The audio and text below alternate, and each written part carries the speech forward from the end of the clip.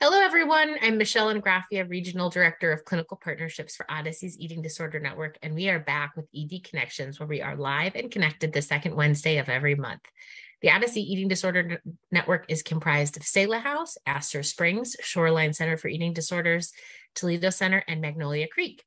Our expert clinical teams help clients understand that recovery from their eating disorder is possible by utilizing individualized treatment plans unique to the client, and by using a combination of evidence-based practices and multidisciplinary treatment teams, providing individual therapy, family therapy, nutrition services, medical care, and educational support. Our goal is to make each client feel comfortable and relaxed as we conduct all levels of treatment in a home-like setting. And our program is designed to offer a clear step-down process, supporting the clients on the road to lifelong recovery. I'm excited to be here today with Lizzie, who serves as our education coordinator at Selah House, which is our residential program in Anderson, Indiana. Lizzie, thank you for the time to connect today to talk to you more about your role. Yeah, thanks so much for having me. Yeah, now we are talking with you for our August Facebook Live, intentionally, of course, because that's when most school years are starting, is around August at some point this month. And we know that the need for eating disorder care doesn't necessarily hold back based on the school year timeline. And a lot of clients might be in care, a lot of our clients over the course of the year, during some point in the school year. So we just wanted to hear more from you about your work at Selah at the teen program, and was wondering if you could start by just giving us an overview. Yeah, absolutely. Great. So our clients over here at this facility, we have school Monday through Friday for about 2.5 to 3 hours a day.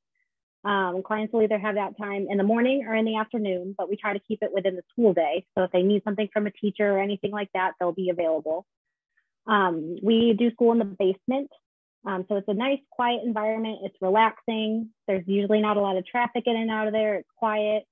Clients can use headphones. They can listen to music. Usually when they first get here, it's the only sense of normalcy that they have from home. It's the only thing that they really get to do that's familiar for them. So school is very important here, not because it's just school, but because sometimes it really comforts clients too. I can see that. That makes sense. It sounds like almost like self-guided, almost like a study hall. So people are working independently, maybe sometimes together, but they're staying on task related to what they need to do for their school. Yes. Everybody is working on their own thing. Everybody's different. Everybody's with different grades, different schools. Some clients from different states have different expectations. Right. So it's just like a study hall. And then I'm basically just the person that goes around. I do the background stuff, and then I help them with their homework as well. Fabulous. One of the things that parents inquire frequently with when they're speaking with their admissions department, or sometimes clients themselves, is a little bit about the communication with the school of record. Can you talk to us about how that works for most clients? Let's say if you're communicating or parents are communicating or both. Absolutely. So I try to reach out to the parents before the client admits. I know that's something that parents really worry about bringing their kid here, is how school's going to work. So I try to get that out of the way so they know that there is somebody dedicated to that. Oh, great. I get the ROI signed. Once I can get the ROI signed, I take it from there. Parents have a lot going on, dropping their kid off at a facility. So I don't want them to worry about that. I ask them what I need, and then I take it from there. I try to keep in touch. It depends really on the school and on everything, really. Sometimes with schools, I'm in communication with everybody once or twice a week. Other times I reach out just to say, I haven't heard from you. Is everything okay? Anything I need to do? Anything the client needs to do? Just let us know. Awesome. But schools are very receptive. Schools want their students to be successful. I'm sure that is music to clients and parents' ears when they hear from you, even ahead of admission, and that you're going to communicate with schools. Something else that sometimes come up that I was going to ask here was, depending on the student situation or workload, is there the potential for extra time permitted outside of the classroom hours that are in the schedule? So during the school year, I do try to give them about 2 extra hours during the week. Okay. They are working on laptops, and their laptops have to be monitored. So there is a bit limited time, but I do try to give them more than just the 3 hours a day if I can. Awesome. Okay, great. Well, I'd love to know more about you as the person doing this incredible job at Selah. Can you tell us about your experience within education? Yeah, absolutely. So I worked at a high school in downtown Indianapolis for about 4 years.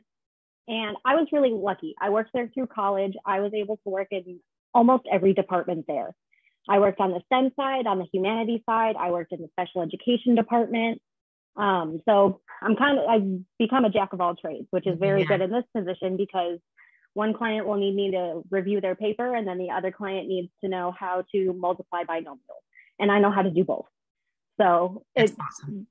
My early career was just setting me up for working at Selah. Yeah, you're a total utility player then. If you can bounce around from the different disciplines, that's awesome. Now, I know a lot of clients and families, there's concern about falling behind in school, but they recognize the necessity for mental health support around the eating disorder for their loved one. And they're wondering about that balance between, how do we do both? And are they going to be bobbing for priority? In your experience, how do the adolescent clients at Selah balance focusing on their treatment and recovery while staying engaged in their studies?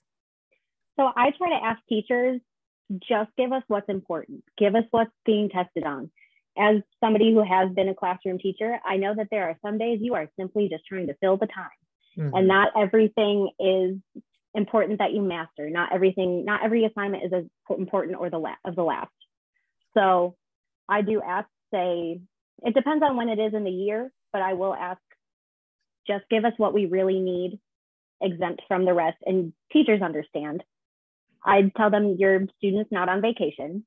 Your student's not out having a dandy time with their friends. They get a certain amount of time a day, and they need to be able to maintain. And teachers understand that. Yeah. I haven't run into any situation where a school says no, they have to do everything. Everybody's very receptive and just wants what's best for the student. That's great. There's a hierarchy of things to tackle, and we do them in that order. Exactly. Mm-hmm. Okay, great. And another thing that sometimes in speaking with our admissions department that comes up related to clients and families are different educational backgrounds that our clients might have. So for example, a client who's homeschooled, what does the process and the program at Selah look different for a client who's coming from a homeschool situation and going back to a homeschool situation? Not so much. Usually it's actually a bit more streamlined because usually I don't need to find who the guidance counselor is and find who this and this and this teacher is. Usually it's either the parent or it's about 2 or 3 people in a cohort where they do the homeschooling with other people. So if you're homeschooled, it really operates the same. You get the same amount of time as everybody else. I communicate with your team the same as I do everybody else. We've had plenty of homeschooled students that do just fine here. Beautiful. Well, those are the questions that I had earmarked to speak with you about. Was there anything else you wanted to share about your role or the educational program at Selah for us today? Yeah, I would just say anybody that's hesitant, especially the clients are usually the ones who I hear are nervous over the parents. Yeah. And honestly, I usually have to sell myself and be like, I promise I will take care of you. I promise it will be okay. Trust. Yes, because I'm going to take care of them. And I think clients may think, I know when I was in high school, I was like, this teacher's out to get me. They're all out to get me. Your teachers want you to do well. They're going to help you. They want you to do the best that you can under any circumstance, even if it's here. So to anybody nervous, I promise it will be okay. Lizzie, I absolutely love that. I love that, just calming that fear and instilling confidence and saying, we've done this for hundreds of clients in the past, maybe thousands, and we'll continue to provide this service and you'll do great. Exactly. And it's been different for every single client and it's worked for every client. So we can make it work for you.